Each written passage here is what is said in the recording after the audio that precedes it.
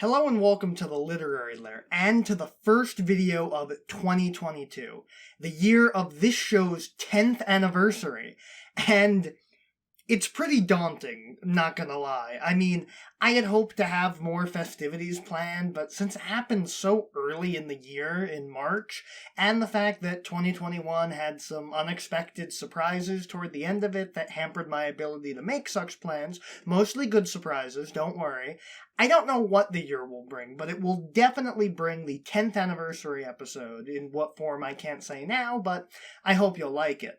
Anyway, back to the matter at hand. I know what I said last year. This is supposed to be the 2 years of hopeful sci-fi favorites, and I'd intended since last year, in fact since before last year, to be discussing Numenon Infinity, the sequel to Numenon, which is one of my favorite hopeful sci-fi novels. However, because of those unexpected surprises, I ran out of time to reread it, so I'm going to table that for now and come back to it later.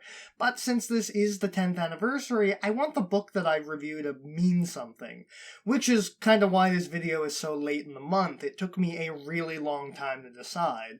And what I've decided to review is fanfiction. And no, I don't mean fan-created prose stories published on sites like Archive of Our Own or fanfiction.net. Although, while I've always felt that reviewing fanfic, which is often a labor of love done by those who aren't always professional writers, was wrong because they shouldn't be held to the same standards as traditional prose, a video on the history of fanfiction could be very, very interesting. Iota, stick a pin in that for me. But no, the fanfiction we'll be discussing today is fanfiction, a novel by Brent Spiner, who, if you're a fan of this show, you should know played perhaps one of the most enduring characters in television history. That's right, Albert, the pale guy that Lilith sat next to on the plane in that one episode of Frasier. I'm kidding, of course. He was Lieutenant Commander Data from Star Trek The Next Generation, which is relevant to this book as it's described as a Mem-Noir, inspired by true events. Noir is, as defined by the Oxford English Dictionary, a genre of crime film or detective fiction characterized by cynicism, sleaziness, fatalism, and moral ambiguity. On this show, the closest we've gotten to that is Who Censored Roger Rabbit, so we've still never done a straight noir. Yet. But perhaps we might in the future. Leave any suggestions down in the comments. This novel takes place not in the Star Trek universe, or in fact any fictional universe, as the title might suggest, but in a version of our own universe, sometime around Star Trek TNG's 5th season, or so, given something we'll learn later in the novel, and details a mystery that engulfs Brent's professional and personal life. Let's not waste any more time and get into fanfiction.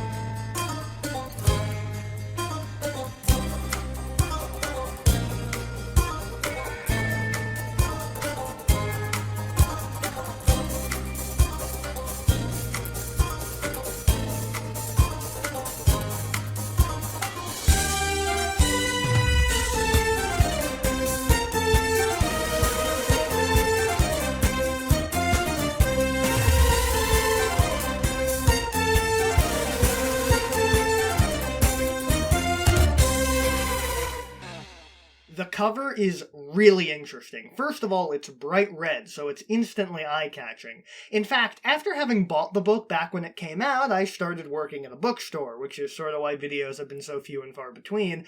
I've been pretty busy.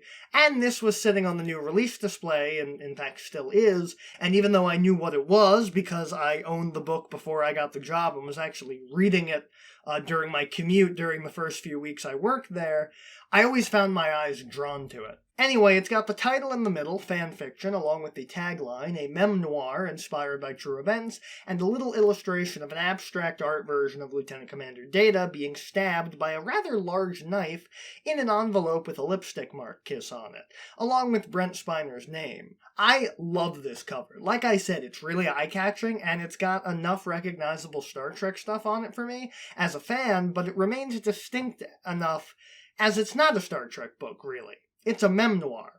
Anyway, let's get to the story itself.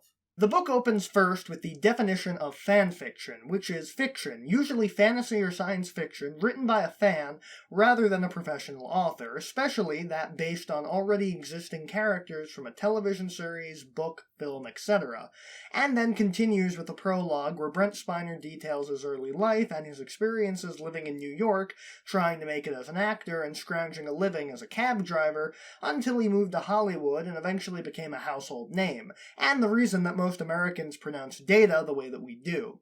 When he was cast in Star Trek before something completely crazy happened during the 4th season of the show and gave new life to a phrase Gene Roddenberry once told Brent, that your life will never be the same. At the end, Brent says that the story he's told thus far was true, but what follows is not a true story, but perhaps it was true in a parallel universe, which is ridiculous because as we all know, parallel universes do not exist. Did you guys hear something? So the story revolves around Brent Spiner receiving fan mail, which was very common in the age before Twitter. Now actors have to worry about being dogpiled in a harassment campaign on Twitter, but back in the 90s, if you wanted to threaten an actor or actress and send death threats, you had to send a physical letter that usually pinpointed your location to an extent thanks to postmarking, and doing targeted harassment campaigns was really difficult because you had to, organize a whole bunch of people over the phone or something. But it's not just letters. In fact, the adventure begins, like so many, with a surprise penis. Now, ladies, I know unsolicited dick pics stink, but I think Brent Spiner might have it a little bit worse, considering that his experience takes the pic completely out of the equation, because waiting in his dressing room is a whole unsolicited dick. However, it's not human. It belongs to a pig and is sitting in a cooler full of blood. Presumably also from a pig, although Brent doesn't say. With the help of TV's LeVar Burton, children's educational icon, Brent calls security, who takes it away and agrees to beef up security on the lot.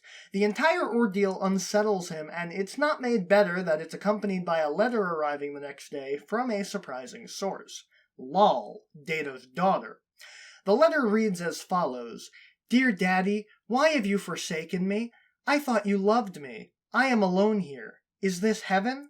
Or is it hell? Why won't you join me? I think I can make that happen. I'm so tired of waiting for you. Soon, Daddy. Very soon. Your loving daughter, Lol. If you're not a Star Trek fan, although I imagine you are if you're watching my show, Lol was Data's daughter, played chiefly by Hallie Todd in the 3rd season episode The Offspring, who, true to form for episodic television, died by the end of the episode so everything could go back to status quo in the next episode. And in the PS, Lol also remarks on a dinner that he had at a nearby restaurant, Nickadel's, with Jonathan Frakes, which means that not only is he getting weird fan mail, but someone is stalking him and knows his movements. Well, either that or this is the work of a waiter who Brent stiffed on the tip looking for revenge. Brent goes for help to the head of security, who turns him on to the Department of Obsessives at the LAPD, Detective Ortiz. Now, truthfully, that sounds a lot like that Frasier joke about the Fine Arts Forgery Department that Martin tricked Frasier into asking for, but it turns out to be a real place, and Ortiz, who was a masseuse before he was a cop, naturally, is more than happy to help Brent out, being a huge fan of the show. So much so that he provides the exposition of the plot of The Offspring on the off chance that you're reading this book and aren't a gigantic Star Trek nerd like myself. The entire situation stresses Brent out, and Ortiz gives him a massage that half works, and promises to look into it. He also asks Brent to pass along a spec script he wrote about Data going back in time and teaming up with a 20th century Hispanic detective to catch a serial killer. Which, fun fact, they're actually going to adapt as part of Picard Season 3. Brent continues to receive letters, one of them containing a bullet whose brother has his name on it, and that Lol picked out the bullet just for him. Not wanting to be alone, Brent decides to seek solace in the arms of an old girlfriend, Mandy, who had dumped him for a guy whose papa was a Rolling Stone. She invites him over, but once she finds out that he's being stalked, she fears for her own safety and kicks him out. Not wanting to be alone even more, he heads off to find some place to stay for the night, in case his own house is being watched by Lol, ending up at the front gates of the home of his friends Jonathan Frakes and Jeannie Francis. They're all too happy to welcome welcome him in, especially when Brent explains the situation, and with both of them being fairly well-known actors, I imagine they have some experience with stalkers and threatening letters. And if I had a nickel for every time someone associated with Lieutenant Commander Data went on the run from their home and ended up at the home of Jonathan Frakes and his wife, I'd have 2 nickels. Which isn't a lot, but it's weird that it happened twice, right? And in keeping with the Nepenthe parallels, Frakes even has a state-of-the-art security system to protect the house, although it's not voice-activated and with force fields because this is the 90s. During all this, Brent begins suffering from nightmares that stem back to his abusive stepfather Saul, memories of being a taxi driver in New York City, and some current events. Like Ortiz's script, in addition to various situations featuring Saul yelling at him, berating him, and in one nightmare where Saul takes over the role of Captain Picard, threatens to beat Data with his belt for being subordinate, which is a very un-Picard thing to do. Now Jellicoe, on the other hand. Brent receives other strange letters, but not threatening, like continued missives from a Mrs. Loretta Gibson, formerly of North Carolina but currently in Canada, who has a traveling husband in needs who finds solace watching Star Trek for Mr. Data. And then in another letter she claims that she spoke to Brent on the phone, which she most certainly did not. So the question is whether she's delusional or if she might be in fact Bilal. Eventually the case is taken over by top men at the FBI, or rather a top woman. Agent Cindy Lou Jones, who was turned on to the case because one of the letters addressed to Brent has a razor blade inside that injured a postal worker, and as everyone knows, the United States Postal Service doesn't fuck around. You don't know the half of what goes on here. Cindy, according to Brent, has a voice like Veronica Lake, but in person is a dead ringer for a blonde Clarice Starling, as played by Jodie Foster, which is really convenient for me because the worst part about doing books that aren't tie-in novels or novelizations or things that have adaptations, is that I always struggle to find images to represent characters. Thanks for doing the heavy lifting for me, Brent. Brent fills Cindy in on the situation, and she brings in the entire cast for a discussion, and Jonathan Frakes mentions that Jeannie Francis got a letter from Law delivered to the General Hospital set, the letter claiming that Brent and Frakes were doing something perverted together, which they both deny. Well, unless you count the weekly cast orgy, but everyone's in on that, so I don't see why Brent and Frakes would be singled out. After the meeting with Cindy and discussing the case with Patrick Stewart, who offers to teach Brent some self-defense that he learned when he worked for the CIA with Stan Smith, Brent goes home and finds a message on his answering machine from the Franklin Kurtz Mental Health Institute of Duluth, Minnesota, saying that the person knows about the letters and if Brent wants to learn more, he should contact their director, Sandra Ogilvy, but Brent just wants to sleep. The next morning, fearing for his life, Brent tells Cindy that he needs protection and she arranges for a bodyguard to watch over him. That bodyguard is her identical twin sister, Candy Lou Jones. Candy and Cindy, huh? Something tells me that her parents weren't expecting twins and had a lot of monogram baby clothes. Better than Michael and Pikel, at least, I guess. LeVar and Dorn are incredulous, but they believe it when Candy shows up, the major difference being that her hair is black, as opposed to Cindy's blonde hair. There's a false alarm at a party at the Roddenberrys involving potentially poisoned chicken and the Roddenberrys' dog Khan, which is a fine name for a dog, but I'd have gone with Quester personally, and Brent is paid a visit by Dr. Oliver Sacks, whose book was adapted into Awakenings, being shot on the Paramount lot, who tells Brent that Data is a big deal to those on the autism spectrum, and tells Brent that the Kurtz Institute is reputable and on the level. The list of suspects grows as Brent's paranoia bubbles over. Is it Todd, the week's guest star, who told Brent that he'd auditioned for Data back in the day and this is his revenge? Is it Mickey, the mailroom intern that steals everyone's mail to read and has little deals with everyone? Is it the surprisingly competent Jones sisters? Are there even 2 of them? Or is this one of those fake-out twin situations and it's one crazy sister? Could it even be Loretta Gibson, her husband, or the mysterious woman claiming to be Mrs. Spiner, who frequents the same video store as Brent? The answer turns out to be simpler than that, although somewhat predictable, at least at this stage of the story. An escaped mental patient named Grace who is a fan of the show, which might seem to be a very dated premise, but remember, this does take place in the 90s, and besides, a mystery is never quite so easily solved, even if it seems wrapped up.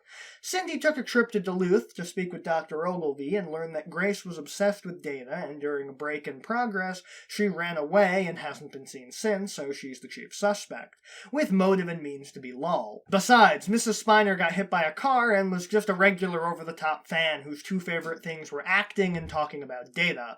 With Lol no closer to being found, over the course of the novel, Brent starts getting closer with Candy, although his concern over whether or not she really exists puts a strain on that relationship and they eventually break it off.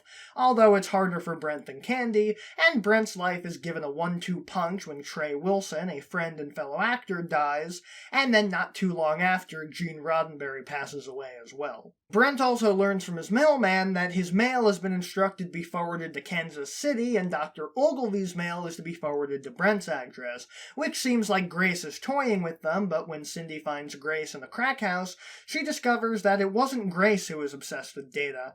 It was Dr. Ogilvy, and she looks a lot like Glenn Close, which is concerning to Brent because when he asked security earlier in the novel about any suspicious characters, he was told about a Glenn Close-looking woman claiming to be Will Wheaton's tutor.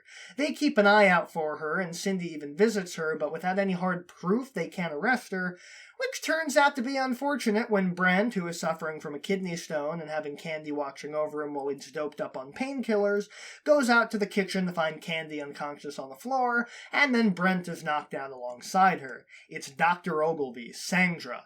And as she's about to stab Brent, a shot rings out. No, it's not Candy, nor is it Cindy or Detective Ortiz or any of the other logical choices for who might show up to save Brent's life at the last second when he's in need. It's Loretta Gibson. Yeah, the unfulfilled housewife, and Brent thanks her by telling her he loves her before he falls into unconsciousness. After a final nightmare where Brent finally resolves his issues with Saul and forgives him for what he did, Brent wakes up and decides to forego telling the authorities who killed Sandra as another thanks to Loretta. And everything's wrapped up in a neat bow. They uncover how Sandra managed to pull off her meticulous harassment campaign, having been spurred on by Brent's lack of response to a letter she'd sent asking him to appear at an event at the hospital. Grace is clean and living with the orderly who sent Brent the tip over the phone, and Loretta sends Brent a letter of apology. Not for the letters or killing Sandra, but because she has to end their illicit affair. Because she found a new boy toy who calls her every night, John F. Kennedy.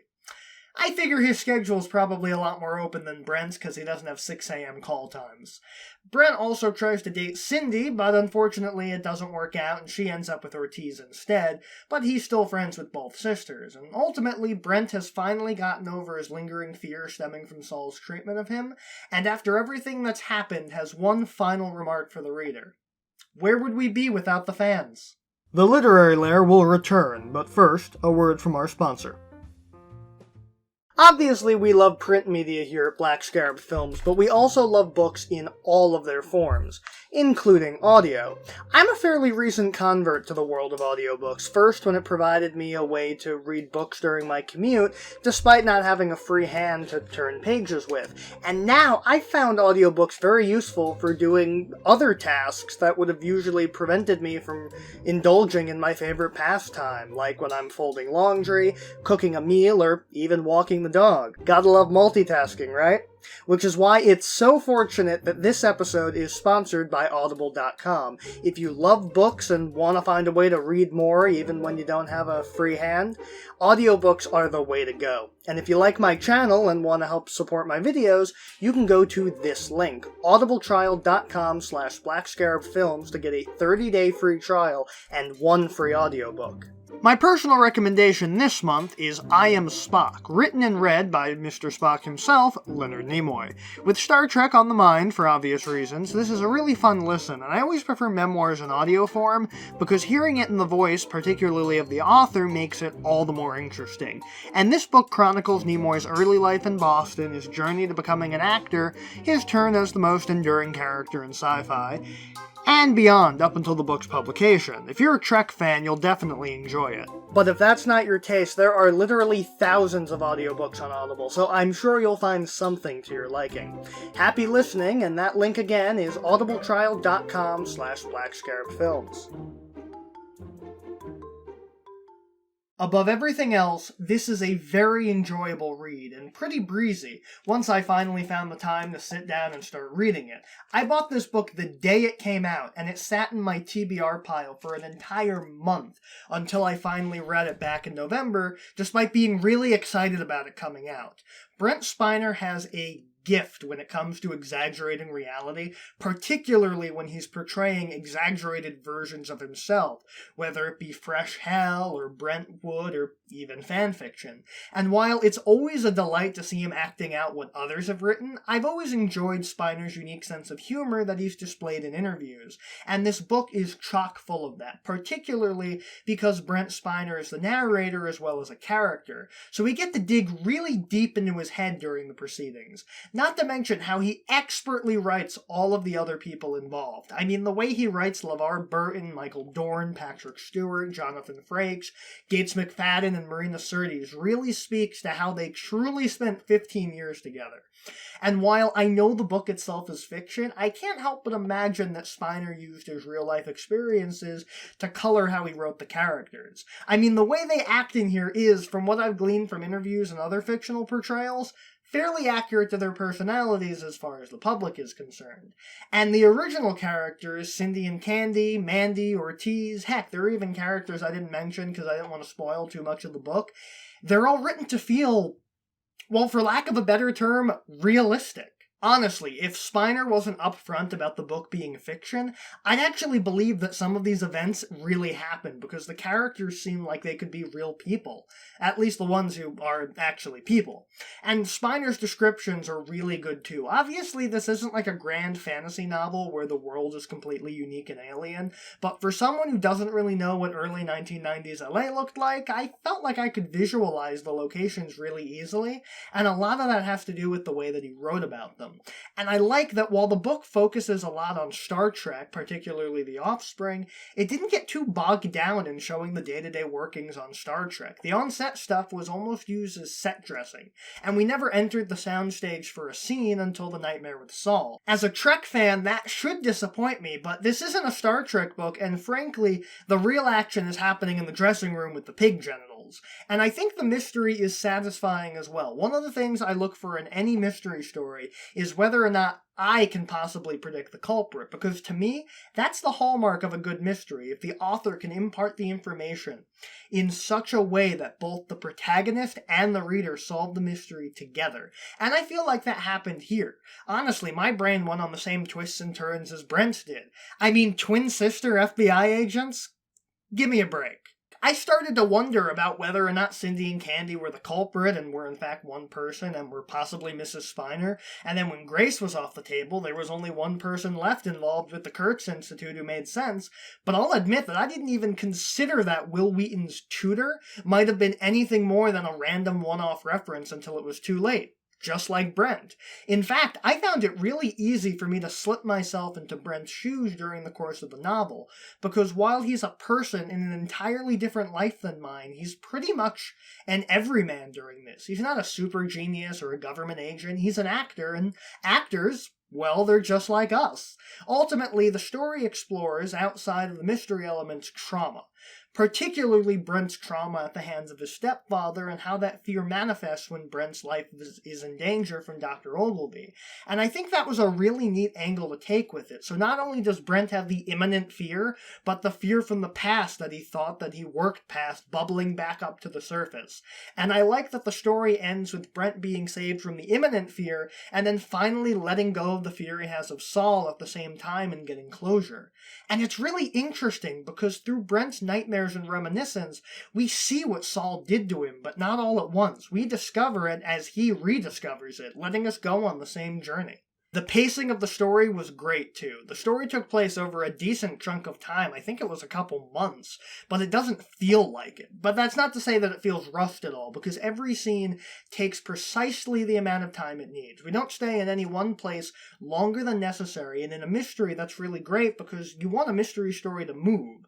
I always want to be on the edge of my seat, wondering what's going to happen next, but so much happens that's unrelated to the mystery, and I like how the world of the story truly feels lived in enough that the wrap-up feels really worth it. One aspect that isn't really relevant for the story, but I thought was really cool, was that Brent threw in the idea that data is important for people on the autism spectrum from that conversation with Dr. Sachs, because he is. A lot of Trek characters have qualities that make them appealing to neurodivergent people: Data, Spock, Geordi, Barclay. The list goes on. Those are just the ones I've heard the most, and it's nice to see that recognized in the midst of the story, even if it's not exactly relevant to solving the mystery. Really, there is a lot of very neat touches in here. Gene Roddenberry's funeral, the appearance by Isaac Asimov, and his anecdote of Asimov getting mistaken for Roddenberry by a fan after Roddenberry's death, which I don't know if it's true, but it's really nice to read. And the bits and pieces of Brent's potentially fictional life are really interesting, even if they're entirely fictional. There are also a lot of really funny bits in the story, some good one-liners, the strong personalities of the characters being ripe for humor. One bit I liked was how Brent started doing an impromptu Q&A at a funeral for a Trekkie, and a fan asked whether or not the beam-out is an effect or if his molecules are really being dispersed, which I have to imagine is a real question he got at a convention once, because it's too dumb to be made up. Like, I'm a pedantic Star Trek nerd, but read the room, buddy. I also want to give some recognition to Spiner's collaborator, Gene Darst, who gets mentioned on both the inside cover and the acknowledgments. Whenever an actor writes a book, there's usually a collaborator, and I feel like they never get their fair due, so there you go. Spiner said that a lot of her thoughts and ideas are represented, and while I don't know which ones those are, she deserves credit for them. But yeah, I really enjoyed this book. Fanfiction, a Mem-Noir inspired by true events, is a really interesting story. Mixing noir and detective elements with the early 90s television scene of LA is an unusual concept, but Spiner pulls it off brilliantly. I don't know if he's planning any other books, but I hope he is, because I'd love to see what he'd do with a sci-fi story or even a historical fiction novel. Heck, maybe he can even take a trick out of J.G. Hertzler, John Delancey, and Andrew Robinson's book and write a Star Trek book, potentially about Data. Come on, the history of the Sung family isn't going to write itself. Overall, this isn't the book I expected to start the year with, or rather, start the year late with, but it was a really enjoyable read that I highly recommend to anyone who's a Star Trek fan, obviously, but also to anyone who likes fun mysteries written by the guy who played Brackish Oaken in Independence Day. I imagine that's a relatively small amount of people, but I bet you're out there, and there are dozens of you. Dozens! Anyway, I don't know what video you'll be seeing next, but we might be going for an unintentional Star Trek threefer if my next video comes out when it's supposed to commemorate the release of Season 2 of Star Trek Picard. See you next time.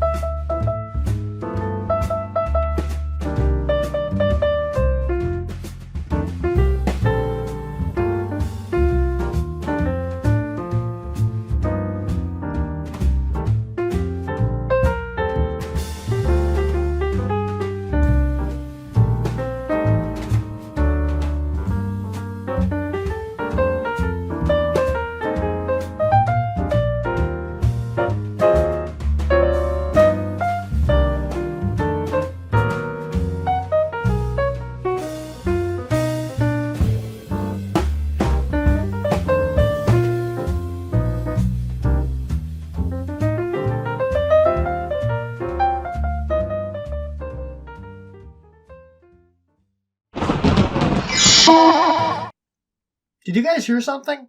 Anyway, welcome back to part 17 of my Animorph retrospective. That's right, folks, we finally made it. It's the one where the Tobias Hawk gets the power to animorph into a human.